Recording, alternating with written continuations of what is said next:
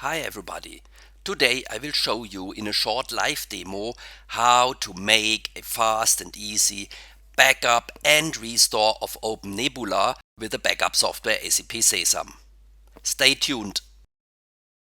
I would like to start into the topic backup of OpenNebula by showing you an entry on GitHub where people are talking about an improved backup interface of OpenNebula with a wish list of new functionalities. And there is already an entry, a comment talking about that third-party backup vendors should be considered, and I will show during the next live demonstrations that a professional backup software like SEP Sesam can already cover most of these items on the wish list.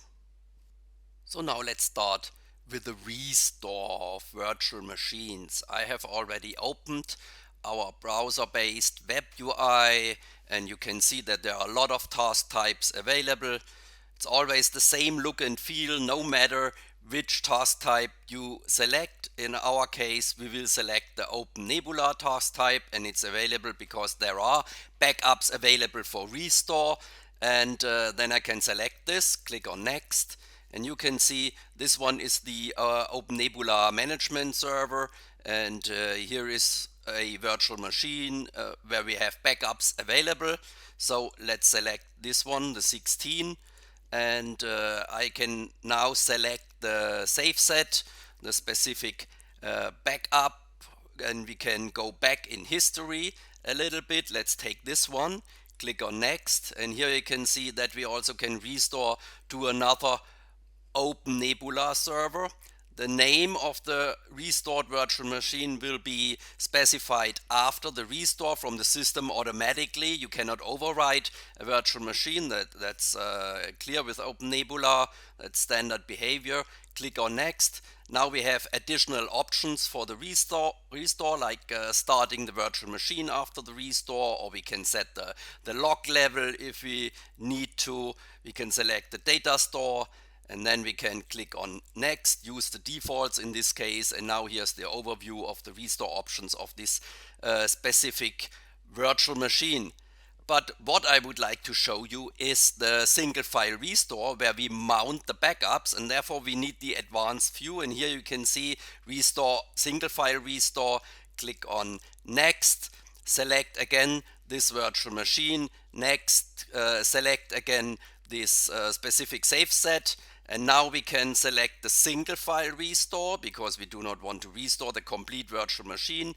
Click on next, and now we have to select the host where we would like to mount the backups to, and in this case we use the DemoFix3, which is our backup server. It's a Linux machine, therefore this matches perfectly from a operating system perspective.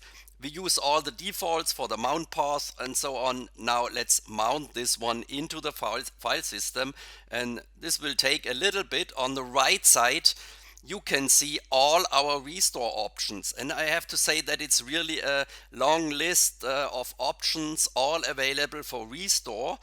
And now the mount process is already finished, and I can click through the file system, select just the file, for instance this one, the AA enabled file, click on next. Now we have to select where to restore this file to. We have to select the target directory, and under temp I have a restore directory over here. Set this as a target directory. I also would like to restore not with the original tree structure but flat in the file system. And now click on next. Additional options over here for expert options from tape, maybe other media pools and so on. That's all available here. Now click on next, and now you have the overview. But before we start the restore, I have already logged into our backup server. This is the target path I have selected, and you can see that there is nothing in this path currently. It's empty. Now let's start the restore. And then we have to wait a little bit until this restore of the single file. It's now completed successfully. I can click on it and I can see runtime not even 2 minutes, 10 seconds ago it was run.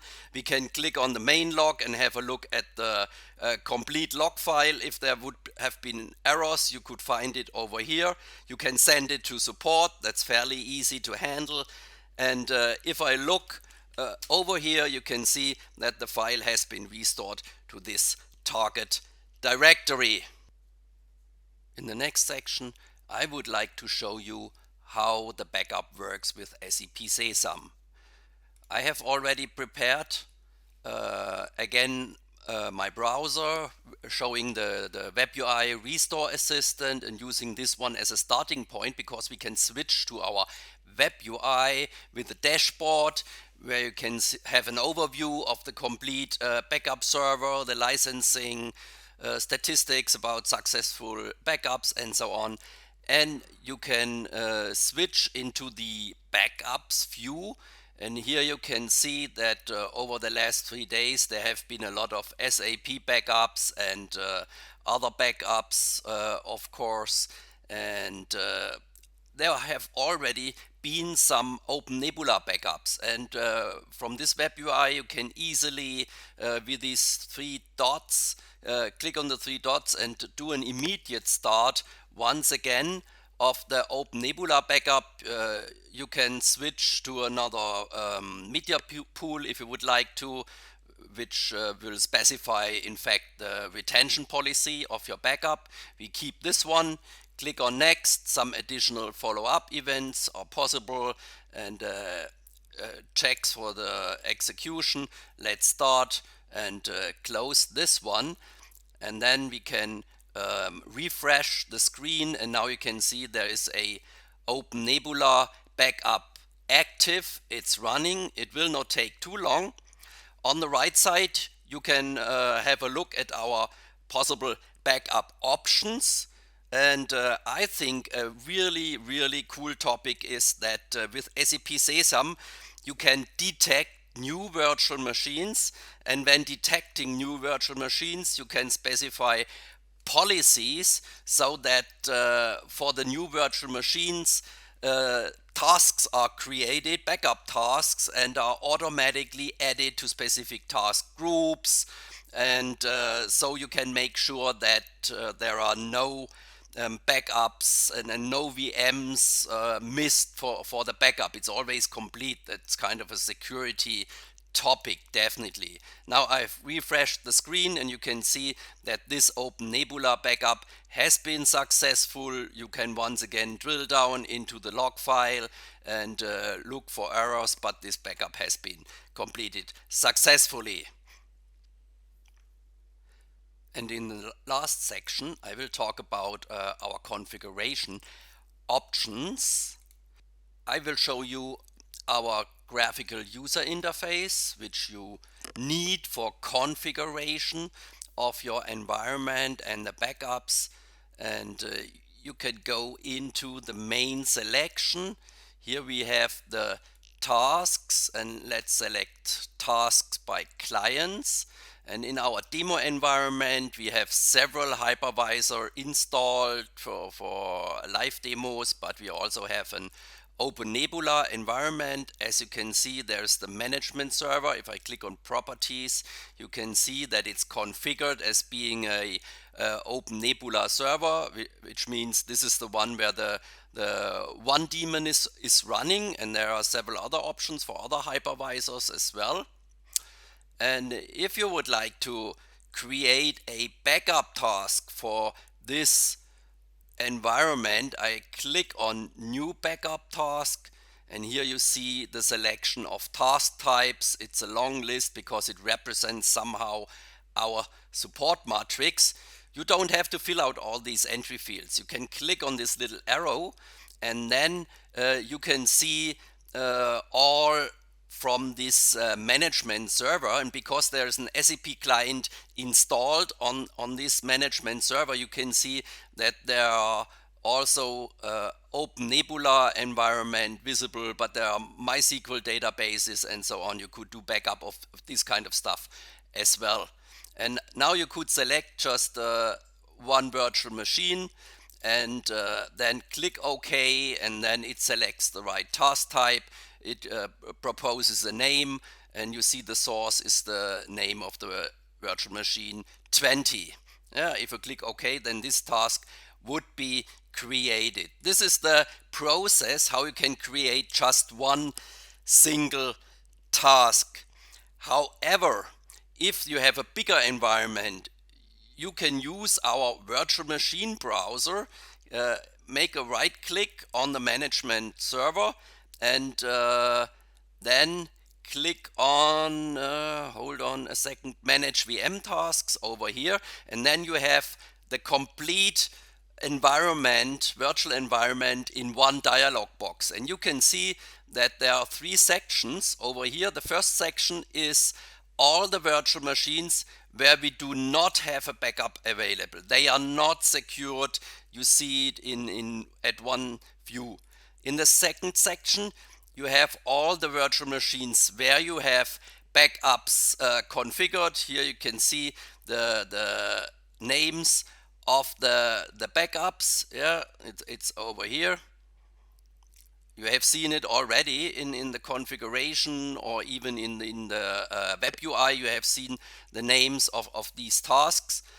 And in the last sections, there could be tasks where the virtual machine is no longer existing, and then you can remove a lot of tasks with just one click. You can create a lot of tasks, hundreds of tasks for hundreds of virtual machines with just one click. You can select the task group, predefined task group, and the task groups are connected with a schedule, and then all your virtual machines will automatically be created a backup task and part of your backup plan. You can filter this view by regular expressions on the name, or you can even filter by power state and so on. So this is very, very helpful if you have bigger environments of virtual machines, because you can create hundreds of tasks with just one click. On the right, you can see all our configuration options, and you can really see that it's a lot of options, a lot of possibilities when it comes to the configuration of backup for OpenNebula. You see, we support OpenNebula 5.x as well as 6.x, and all the configurations based on KVM, single node or cluster. And it's important to know that our software also includes deduplication, software deduplication, and you can use this to reduce the amount of backup data you transport over the wire and you store on your backup storage. We rely on the standard OpenNebula tools like OneVM or OneImage, and also the data mover has to be on Linux. Just some of our configuration requirements and configuration options. If you need more information, you will find references around here and a general overview of SEP Sesam. Thanks for listening, and see you next time when you boost your SEP knowledge again.